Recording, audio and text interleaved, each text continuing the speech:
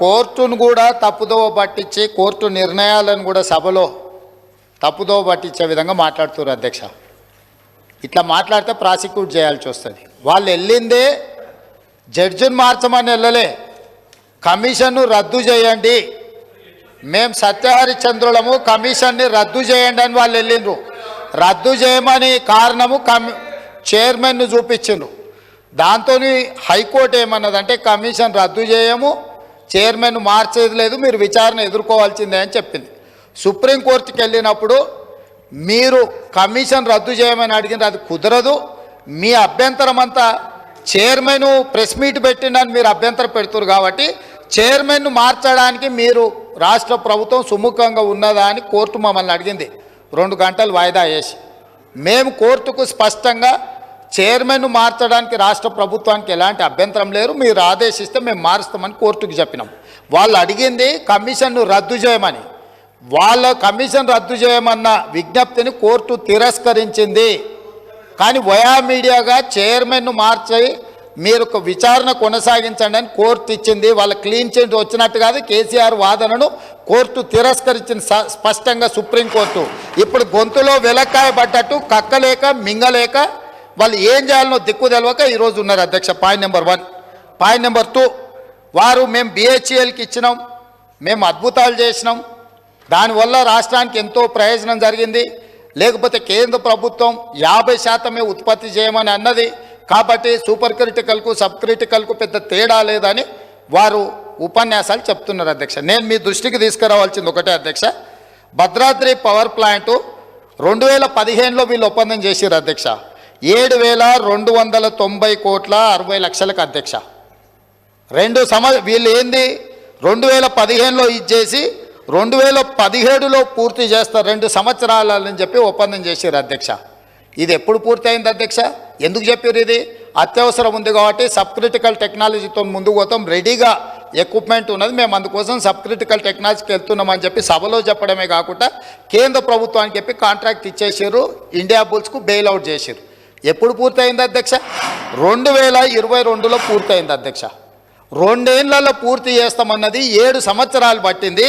7,290 కోట్లతో పూర్తి చేస్తామన్న ప్రాజెక్టు 10,515 కోట్ల రూపాయలు అయింది అధ్యక్ష. 3,225 కోట్ల రూపాయలు వాళ్ళు ఒప్పందాలు చేసిన దాని మీద పెరిగింది అధ్యక్ష. అంటే దాదాపుగా 45% అంచనాలను పెంచి ఈరోజు పర్ మెగావాటు 9,73,00,000 పర్ మెగావాట్ పడ్డది అధ్యక్ష. 1,000 కోట్ల రూపాయలు ఇయ్యాల మింగి విద్యుత్ సంస్థల మీద భారం మోపి 81,000 కోట్ల రూపాయలకు అప్పుకు కారణమైంది అధ్యక్ష. Point number 1. Point number 2, Nalgonda జిల్లాలో పెట్టొద్దా?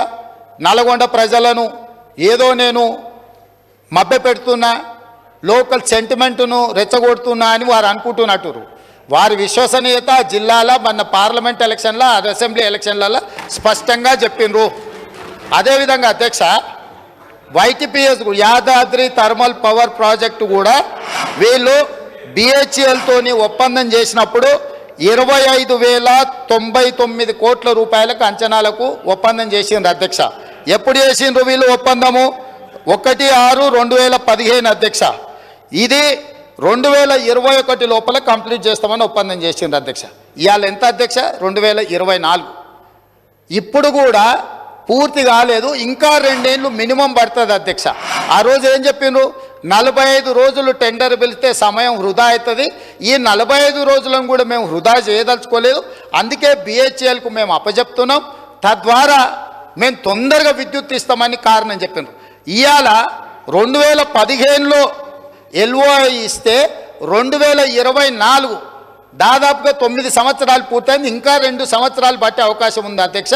ఈరోజు యాదాద్రి పవర్ ప్రాజెక్టు 10-11 సంవత్సరాలు పూర్తి చేయకపోవడం వల్ల 25,000 కోట్లతో జరిగిన ఒప్పందం ఇవాళకి 34,542 కోట్లకు పెరిగింది అధ్యక్ష. ఇంకా పూర్తి కాలేదు కాబట్టి ఇది ఇంకా ఒక 5-6 కోట్లు పెరిగి 40,000 కోట్ల రూపాయలకు చేరుకునే అవకాశం ఉంది అధ్యక్ష. ఒప్పందం జరిగింది 25,000 కోట్లకు అయితే పూర్తి చేయడానికి వచ్చేవరకల్లా 40,000 కోట్లకు పెరిగి 15,000 కోట్ల రూపాయల అంచనాలు పెంచి దోసుకున్నారు అధ్యక్ష. ఈరోజు పర్ మెగావాటు అధ్యక్ష యాదాద్రి పర్ మెగావాటు ఈ రోజుకైనా ఖర్చు 8,64,00,000 అయింది, పూర్తి కాలేదు అధ్యక్ష. ఇది పెరిగి 10 కోట్లకు మెగావాట్ అయ్యే పరిస్థితి ఉంది. భద్రాద్రి 9,73,00,000 రూపాయలు పర్ మెగావాట్ అయింది అధ్యక్ష. సేమ్ సమయంలో ఎన్టీపీసీ ఇప్పటి దగ్గర వారు ఉపన్యాసాలు ఇచ్చారు కదా అధ్యక్ష. తెలంగాణ పునర్విభజన చట్టంలో ఆనాడు మన్మోహన్ సింగ్ గారు తెలంగాణ విద్యుత్ సమస్యలను పరిష్కరించడానికి, తెలంగాణకు శాశ్వతంగా విద్యుత్తును ఇవ్వడానికి ఎన్టీపీసీ ద్వారా ఆంధ్రప్రదేశ్ పునర్విభజన చట్టం 2014లో 4,000 మెగావాట్ల పవర్ ప్రాజెక్ట్స్ తెలంగాణలో నిర్మించి అందులో ఉత్పత్తిలో 85% తెలంగాణ రాష్ట్రానికి ఇవ్వాలని చట్టంలో పెట్టి పొందుపరిస్తే వీళ్ళు 1,600 మెగావాట్లకు మాత్రమే ఎన్టీపీసీకి పవర్ ప్రాజెక్టు నిర్మాణానికి ఆనాడు ప్రభుత్వం అనుమతి ఇచ్చింది అధ్యక్ష, 4,000కి ఇవ్వకుండా. దాంతో 1,600 మెగావాట్ల పవర్ ప్రాజెక్టు 2016లో వాళ్ళు మొదలుపెట్టి 2024 ఫిబ్రవరిలో పూర్తి చేశారు. వాళ్ళు పర్ మెగావాట్ ఎంత కష్టపడ్డది అధ్యక్ష అంటే 7,38,00,000. సేమ్ వీళ్ళ తర్వాత సంవత్సరం తర్వాత మొదలుపెట్టిన ఎన్టీపీసీకి పర్ మెగావాట్ విద్యుత్ ఉత్పత్తికి 7,38,00,000 అయితే వీళ్ళు ఉత్పత్తి చేసిన భద్రాద్రి 9,73,00,000 అయింది అధ్యక్ష పర్ మెగావాట్.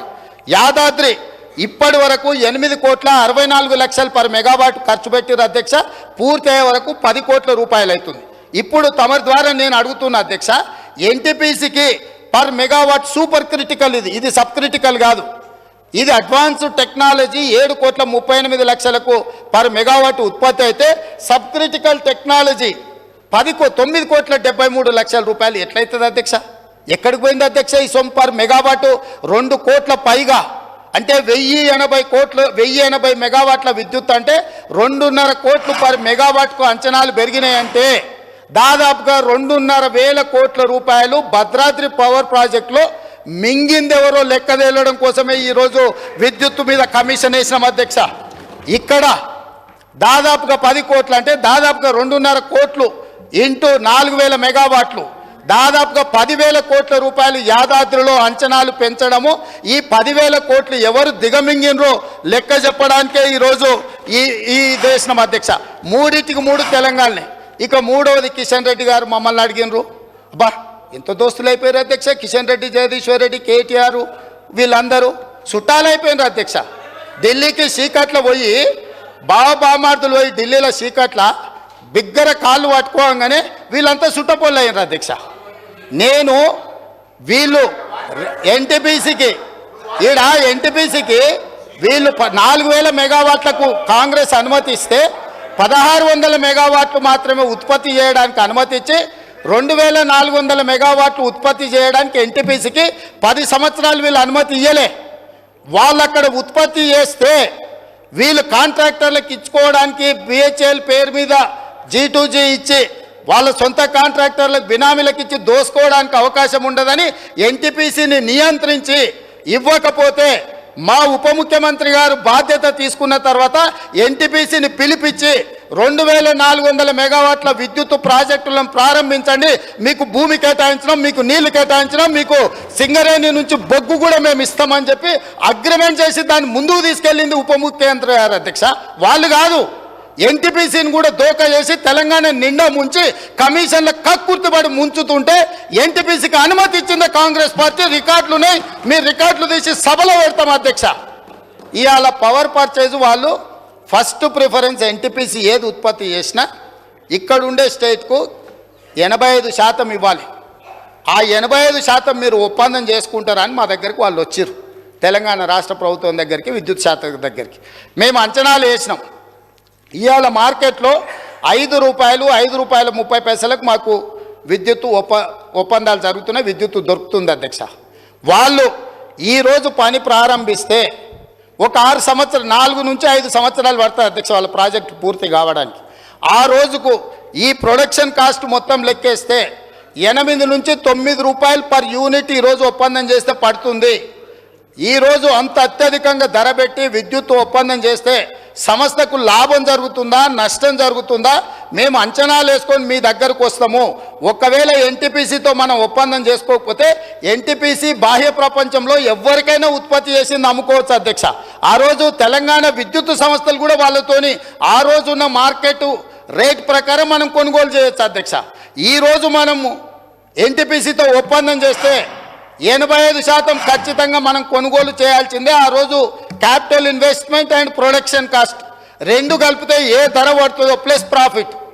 విద్యుత్ కొనుగోలు ఏ విధంగా డిసైడ్ అవుతుంది అధ్యక్ష?